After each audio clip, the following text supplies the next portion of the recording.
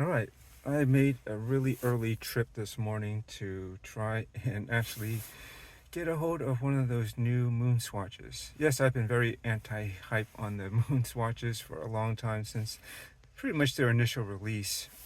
But this particular one that just came out, the 1965, it is kind of appealing to me. I mean, one, it has a very strong resemblance to the very popular white Speedy Pro, which I like very much and would very much like to get someday. But that is going to be at least brand new, $8,100 plus a lovely sizable tax on top of that, likely. So we'll see about that. I can think of other things I'd rather spend that kind of money on before I actually purchase one, so it might be that much longer even if I did get the cash for one. I think there are some other watches that I would rather get. So this is maybe the next most affordable alternative. I think there's some cool modifications to the movement to accommodate the Easter eggs found on the dial of this 1965 model. If you know about it, you'll know what I mean. And so, yeah, I think it'd be kind of cool if I can get one. So I arrived to the closest one of two local Swatch retail stores, about 3 hours early. I'm just currently waiting for the doors to open.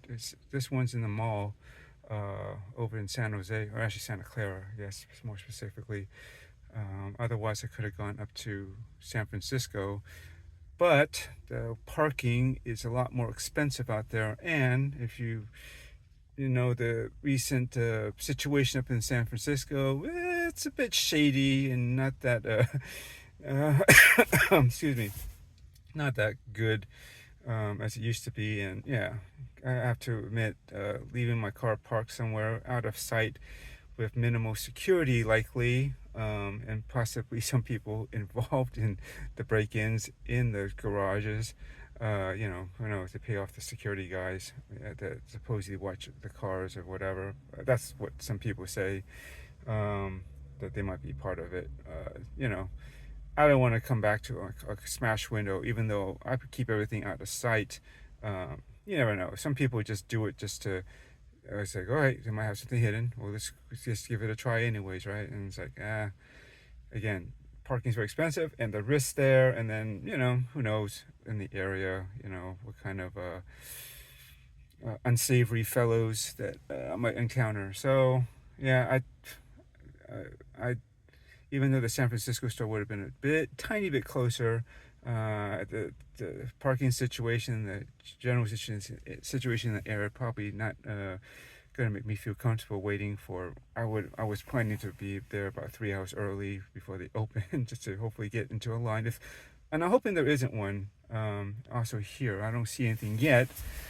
But this is a very big mall, and there's actually a lot of nice watches in here too. In this mall too, they got IWC, JLC, Tag, Omega, bunch of other things. I might check out later since I'm in the area. But definitely this area is nicer. But we'll see. Hopefully, the hype for these watches has gone down since their initial release. Oh, was it now? At least 2, maybe 3 years ago? Was it time to come out in 2022, I think, if I'm not mistaken. Yeah.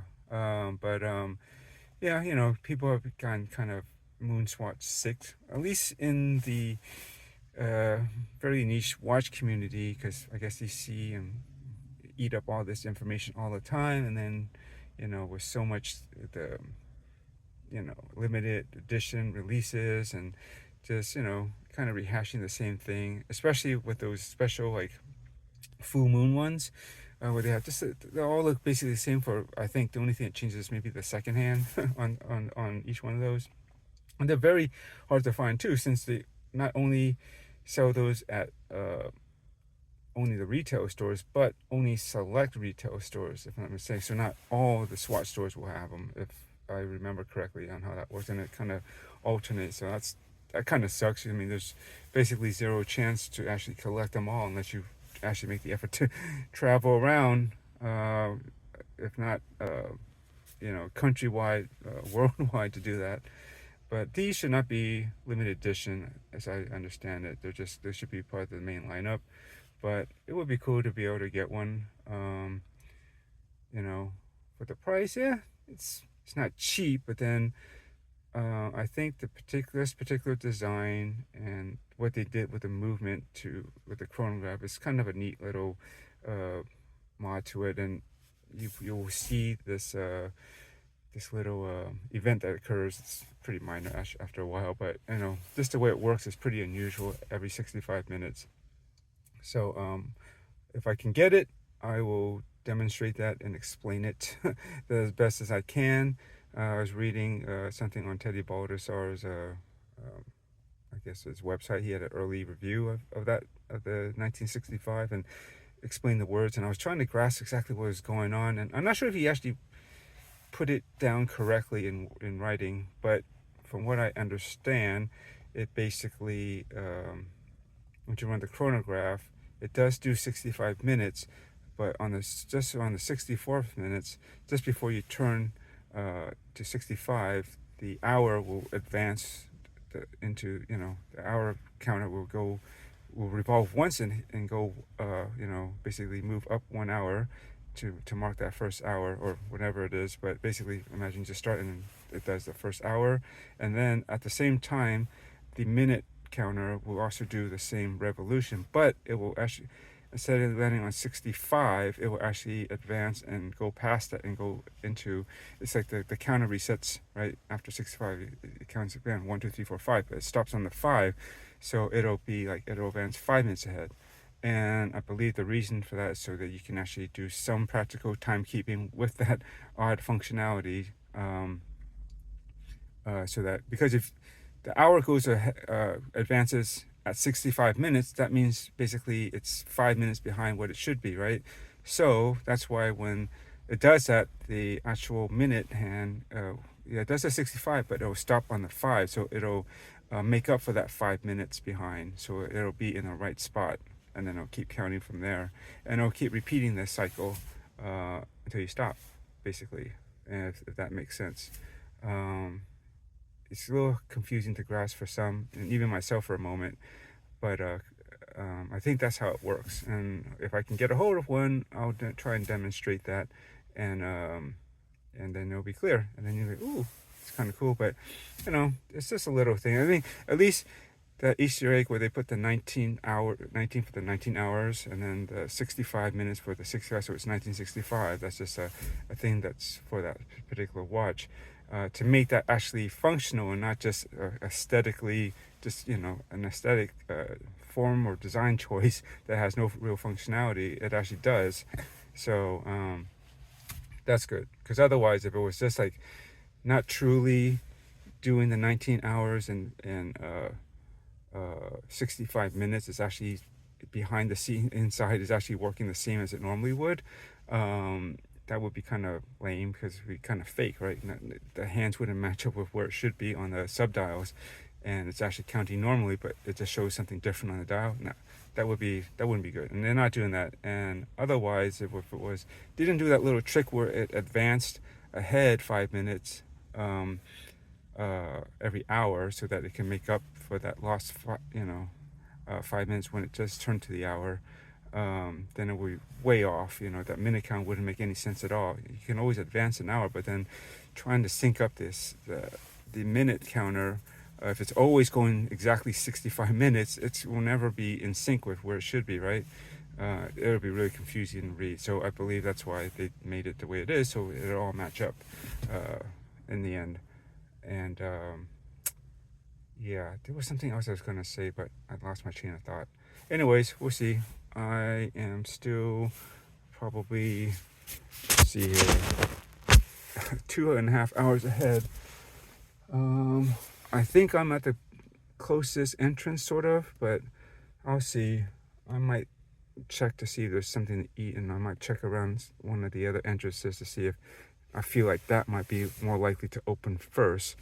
I don't know how they're going to open up all the doors at once, unless they have, people on every door to synchronize the opening of all the entrances to the mall. But I hope where I'm going to be at, it won't be like one of the last ones, and hopefully, even better, there won't be a line. I think people are kind of getting sick of these MoonSwatches, and I was too. I had been, but this one is pretty cool, and I kind of felt like it was worth it. And since I don't usually have time off to do it, I went ahead and gave it a shot today. If I don't get it, no big deal. I lost a couple hours sleep trying to get out here to try to do this, and I'll figure out something else to do with the rest of my day. I have other things to try to get and take care of anyways. But this is going to be interesting if I do actually do this, because I normally wouldn't do this. Anyways, thanks for watching, and if I am successful, you'll see more. If I'm not, likely this will be erased, and you won't even know that I did this. All right, later. Okay, somehow I gained early access into the shopping mall where everything else is locked, but I found an open door and I got into the mall, and I'm in front of the Swatch store, and you see 1965 right here. So at least they should have it here. Hopefully it's not just a display model, but oh, sorry, we don't have stock. Sorry, close up of my mouth. And we'll see. I should be like basically the first person in line, unless they see me around here and kick me out of here. So we'll see what happens. Well, since I'm here, I'll just waiting and see. There we go. And the whole spiel up here. But there's a bioceramic, let's see if we can zoom up here. Bioceramic Longines with now reference 235T, and this X thing here, can't really say what that is, but see if I can get a better angle. Yeah, I think it's pretty cool having the old logo on this particular model too. And I believe what's different is the Omega logo is applied on this as well. I think they've all been printed before. As you can see, here are your basic ones. And I'm not sure what I got cut out. I think I accidentally stopped the video. But anyways, yeah, everyone's seen these plenty of times. In the back, they have some more of the newer colors, but they don't really interest me. New Snoopies, moon phases. Well, they're not new now, but white's kind of neat for a summer look, but I do think that the black one is a bit more handsome and more legible. And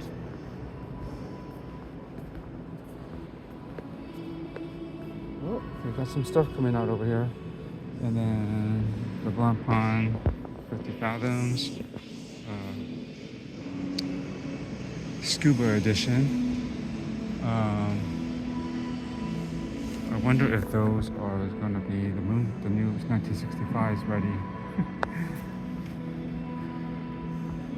Let's see. But yeah, I think out of all of these, like the most attractive color to me is the yellow and black, the Pacific, as well as the Atlantic. When I think of the word scuba, the black and yellow actually seems to be the most synonymous to me with that kind of imagery and colorway. But the blue is a nice cool color, and the gray one was always cool, but I do find that it looks a little bit more washed out in person. Like, I don't know, I think I would want it to be more contrasty.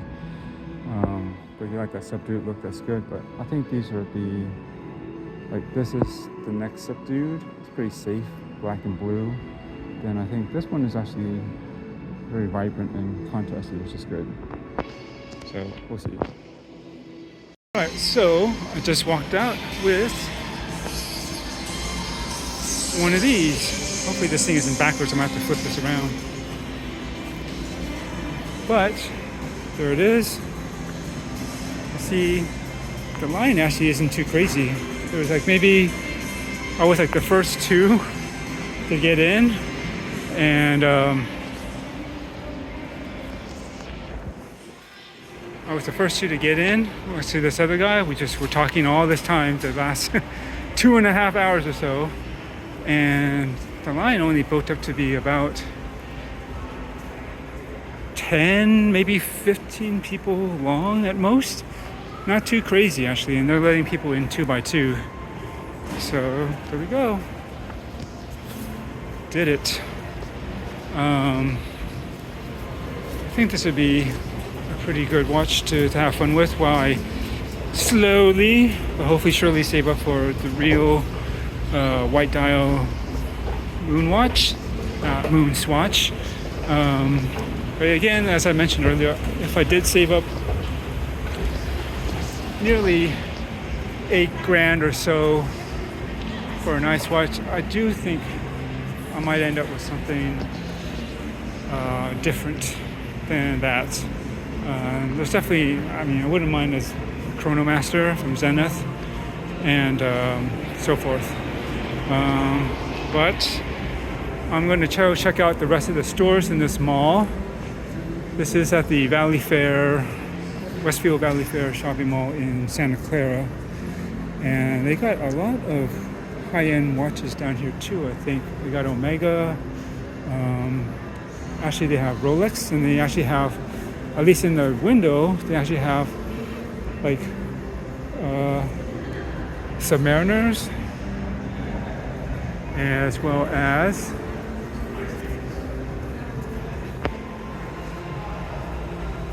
GMTs. Even got a couple of the Pepsis. So maybe the hype or the anguish or whatever of having to wait for one of these is not as severe as it was before. Or who knows, maybe those are reserved for people or just simply display models. Whatever, I'm not really in the market for something like that. Oh, they even have Daytonas.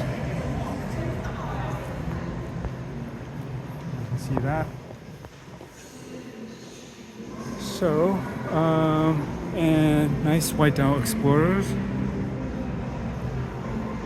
So I'm gonna go check out to see what else there is. Just on a side note, I was tempted to go with one of the Blancpain Scubas from Swatch.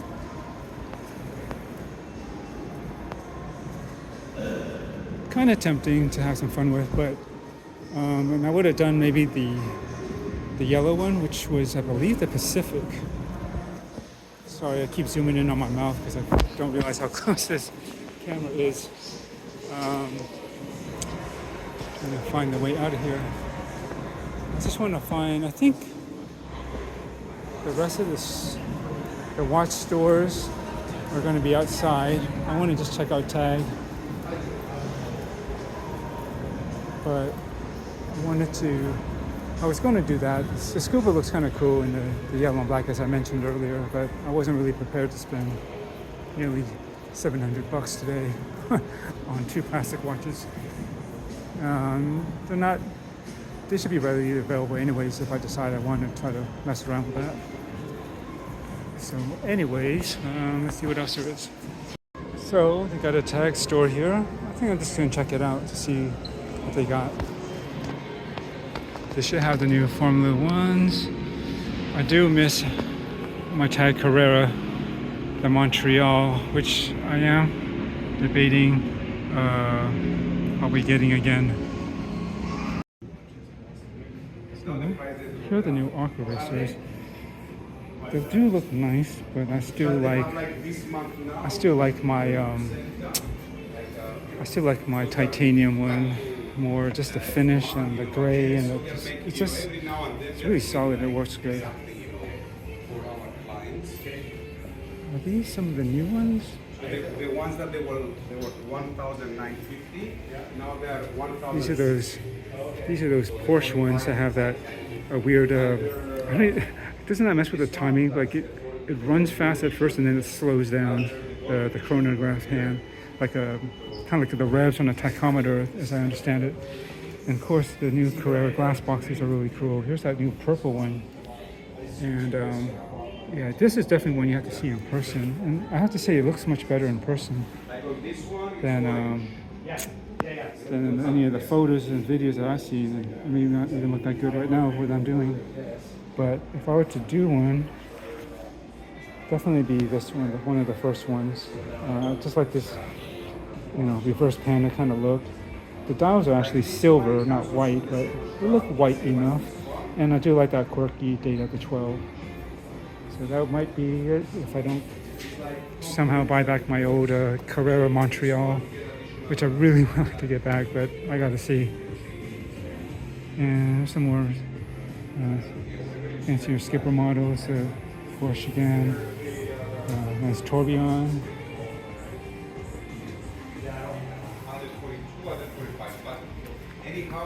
And here's the older ones. This is mine, and the hands still don't hit perfectly, but it doesn't matter. It still looks really good, and it works. Just choose course and immediately. Here are the new F1s, and I believe this is the Red Bull limited edition. I think it's also, is it in titanium as well? I forget, it might be. I don't know, some people don't like it, but I don't mind. I like the bright colors, the dark blue, yellows, and the red. But these sure are large watches, so they're like, what, 44 millimeters at least? It could probably wear okay, but it would be nice if they shrunk it down. Otherwise, this black and blue one's kind of neat too. And of course, classic Monaco. I suppose this is like the top chronograph model. It's, without going too fancy with tourbillons and stuff. Though they probably have one version of that. It's kind of neat with the bright green neon colors. I think this has to do with like the Formula One in Vegas. And of course, these classic ones here, you can't go wrong with. I would lean towards this one more out of anything here, because the crown being on the left side, it's kind of the more classic configuration. And I just like the blue, red, and white colors more on this one. It's much more subdued than this bright one. Okay, mission accomplished, right? Good day off, and it paid off. I actually got what I was hoping to get today. First off, of course, the new Omega by Swatch MoonSwatch, the 1965. Surprised it doesn't say it here, and I'll get into this real quickly because I want to start something and get back to it in a moment, just to demonstrate something. And while I was at the mall, got to check out other cool, very nice watches, but they happen to have, of course, a Lego store there, and at the same time that this released, these new ones came out, and all the F1 series, there's about 10, I believe, total that they have, the various racing groups. This is the one that I wanted to get because, I'm not really into Red Bull, but that is why this is 18 plus, because it's an energy drink. It's kind of funny, but I guess that's the way it goes. I like the fact that it has the tag Heuer logo that you can see right about there on top of it. It's kind of hard, but this is in the tag is the watch band that's with this. So, and I have a tag Heuer. I do have a couple, at least I did, but I will get some more back in my collection. But I do still have my Aqua Racer. So, anyways, this was kind of cool. So let me put this. Let me see if I can bust this open one-handed without dropping everything or tearing something. You know what? I'm gonna pause it. Okay, so as I open up one side and pull it out, it does say 1965. I guess this. What is this? That's not the date of purchase, is it? Maybe it's 165. Is this? Oh, well, the date should say it should be March 1st, 1965. Although I cannot even read that. But this is the same little thing that was on that wall at the store. I'm gonna read that. And okay, and then this is another thing about the MoonSwatch. Codes of the Omega Speedmaster tested by NASA in 1965, including the original Omega logo, hands, and typeface. And yeah, I forgot to get a close-up of the other two watches that were in that watch box. But I'm sure somebody else will have a video of it at some point. So pop that open, and I think it's basically like the other. This was upside down. It's basically like the other MoonSwatch boxes. The way this opens up, like that, and some more information about the flight qualifications and stuff. And here is the watch. Let's get a closer look at that. And they did give you a black light with it, so nothing special. I have a lot of black lights that came with other watches, but let's see if we can show it here. I don't know if this video will actually be able to see the lume on this. Oh, and by the way, they did mention that like the strap kind of glows over on here too. At least it will light up a bit. I don't know if that's intentional or just as a byproduct of it being white. Although I don't think it actually looms, like stays lume. But you can see the 65, and from this angle, maybe trying to make out the 19. Kind of hard to see with this video, but it does show up blue as well as the 60. I'm gonna have to do a night shot of this.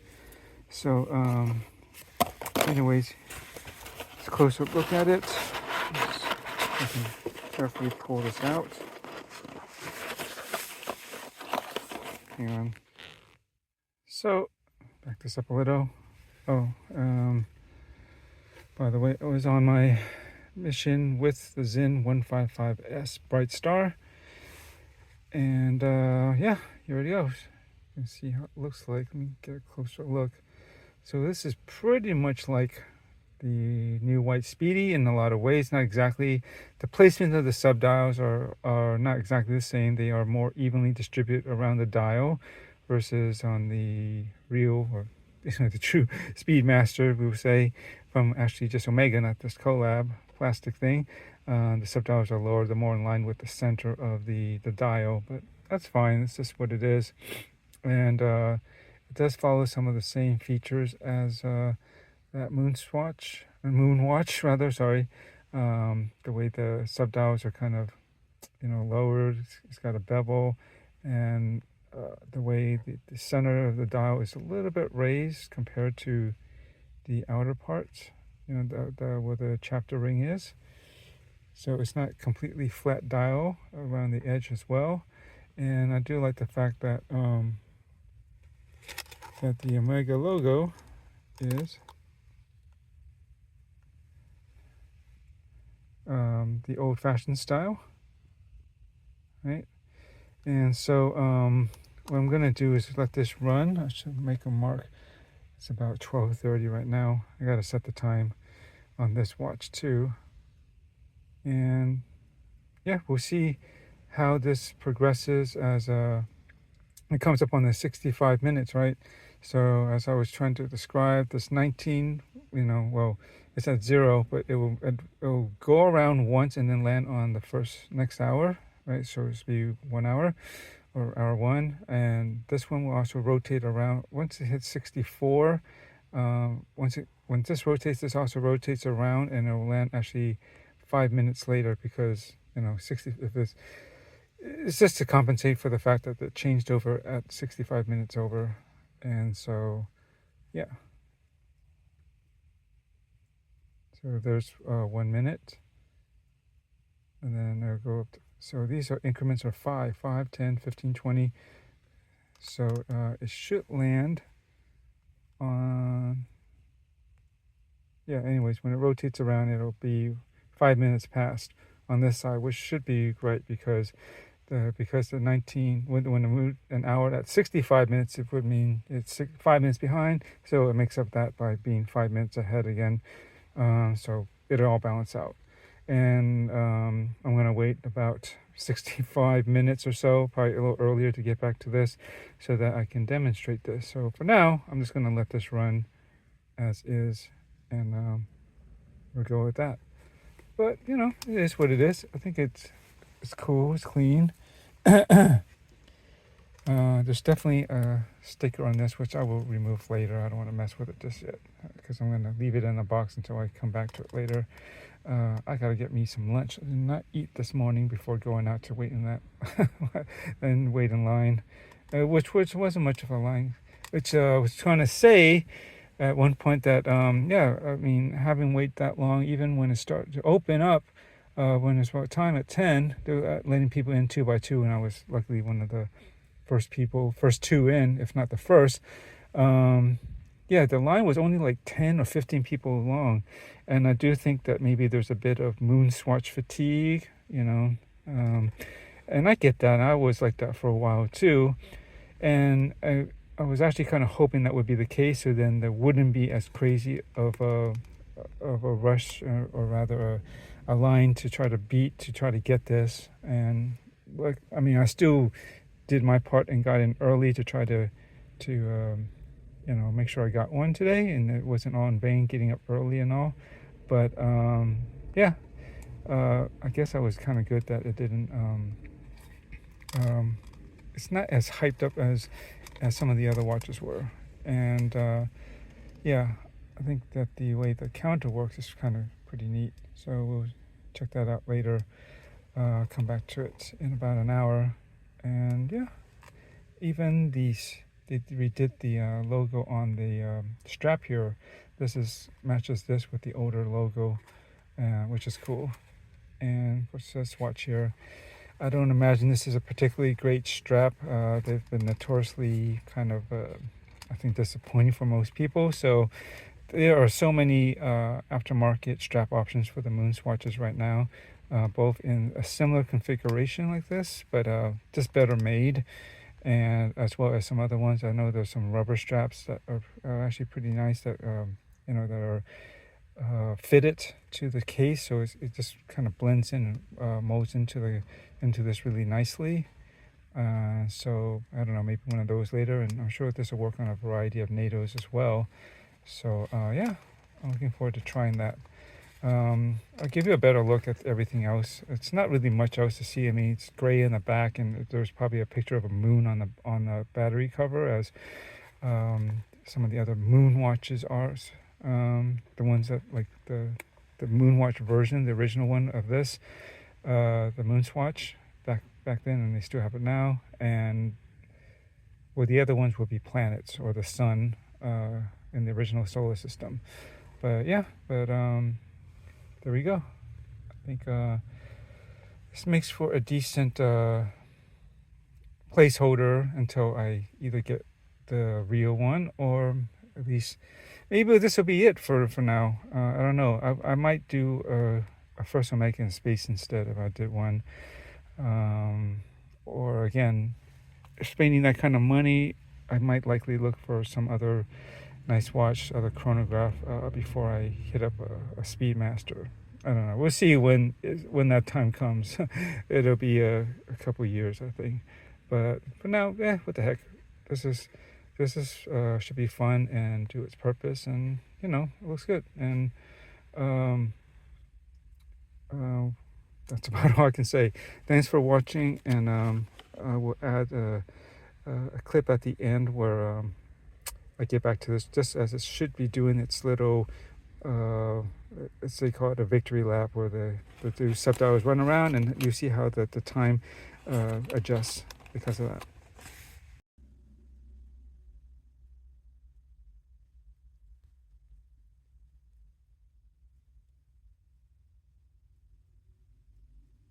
So this should be coming up pretty soon.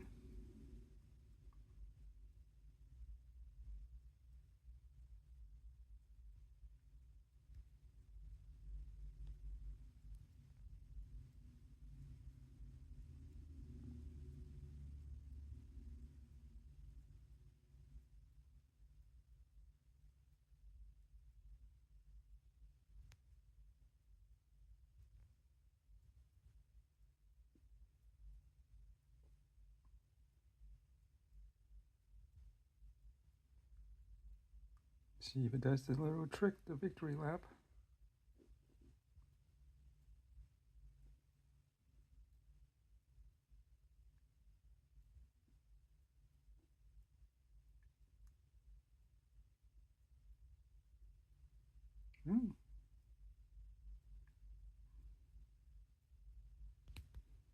Maybe after the 65th.